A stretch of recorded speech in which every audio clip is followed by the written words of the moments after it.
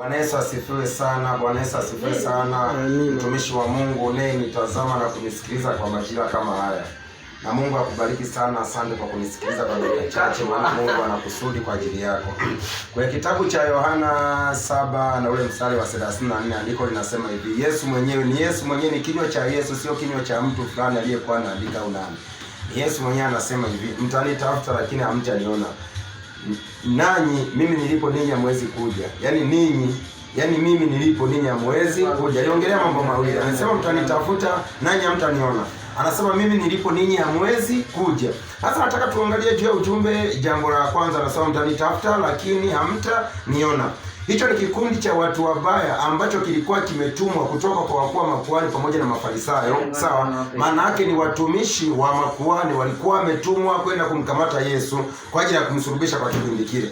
Maana yake ni watu ambao walikuwa wametoka kwenye uongozi wa Mafarisayo kwenda kumkamata Yesu. Sawa? Lakini Yesu akamkuta yupo kwenye habari ya kufundisha habari njema ya wokovu. Sawa? Kwenye habari ya kufundisha habari njema ya wokovu. Lakini pale walipokuwa wamefika, tayari kuna neno likamwijilia kutoka ndani yake. Akasema mtanitafuta lakini hamtaniona.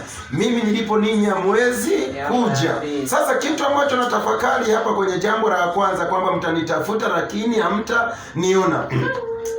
Hawa ni watu ambao wanamtazama Yesu kwa macho ya nyama, wanamtazama, sawa? Lakini Yesu anasema katika mafundisho yake mtanitafuta lakini hamtaniona.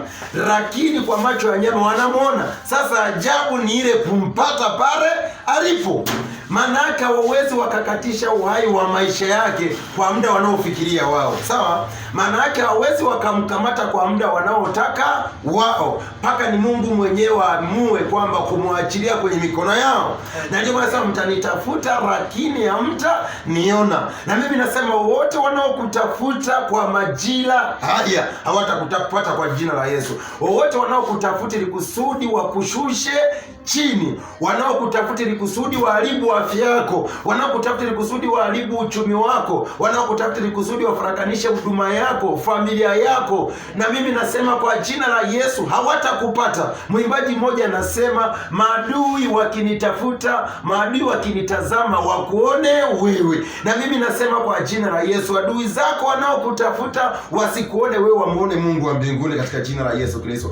Na amesema popote pale ulipo wewe, sawa? Amesema popote ulipo mimi ninyi hamwezi kuja. Na mimi nasema popote pale ambapo Mungu amekuweka, sawa? Popote ambapo Mungu amekuweka, sawa, wasikufikie. Kama ni kiuchumi umekuwekwa juu, wasikufikie. Hawatakushusha kwa magonjwa, hawatakushusha kwa dhiki, hawatakushusha kwa namna yoyote ile. Mungu atakukinda kokote pale alipokupandisha. Nisaidie kusema amina. Na Mungu akubariki sana.